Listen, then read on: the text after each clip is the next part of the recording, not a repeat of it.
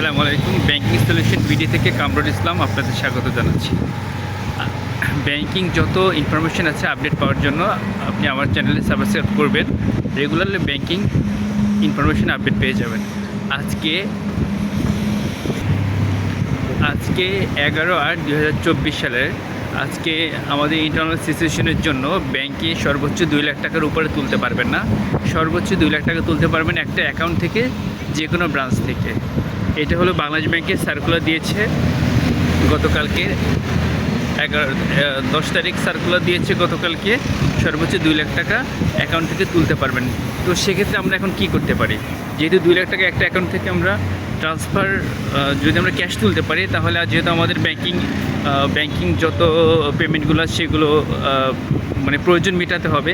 সেক্ষেত্রে আমরা যেটা করব, আমরা অল্টারনেট ব্যাংকিং ব্যবহার করব। যেমন অ্যাকাউন্ট ট্রান্সফার দিতে পারবো, আরটিজিএস করব, বিএফটিএন করব, হ্যাঁ, তারপরে চেক ট্রান্সফার দিয়ে আমরা এই পারপাসগুলো সেরে নেব। তার মানে এটার কিন্তু কোনো লিমিট নেই। আজকে চেক ট্রান্সফারের কোনো লিমিট নেই, লিমিট শুধু আছে ক্যাশের জন্য। তো এটা কেন হয়েছে? আমাদের যেহেতু গভর্নমেন্ট চেঞ্জ হয়েছে, নতুন আমরা বর্তমানে আমাদের সিকিউরিটি সিস্টেম, তারপরে সব কিছুই, রাস্তাঘাটে পুলিশের তৎপরতা খুবই কম।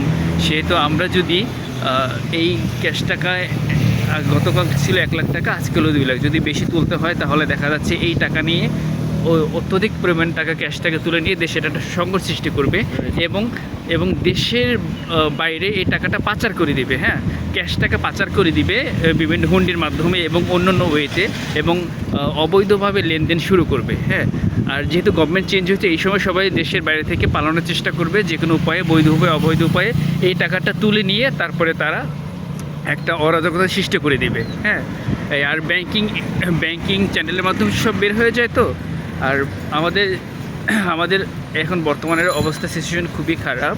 হ্যাঁ, এখন আমরা দেশকে স্বাধীন করলাম, নতুনভাবে স্বাধীন করলাম। এই স্বাধীন দেশকে একটু সচল হতে বেশ কিছুদিন সময় লাগবে। আমাদের সকলের হেল্প দরকার এবং আপনাদের হেল্প দরকার। তো আমরা এখন 2 লাখ টাকার উপরে তুলবো না, এবং যেহেতু বাংলাদেশ ব্যাংকের গাইডলাইন দিয়েছে এটা তুলতেও পারবো না। হ্যাঁ, এটা হলো রেগুলারিটি ইস্যু হয়ে যাচ্ছে।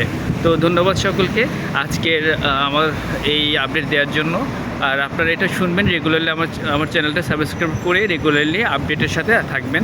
আর ব্যাংকিং যত ইনফরমেশন আছে এগুলো চেষ্টা করবো পরবর্তী ধাপে ধাপে দেওয়ার জন্য। ধন্যবাদ সকলকে।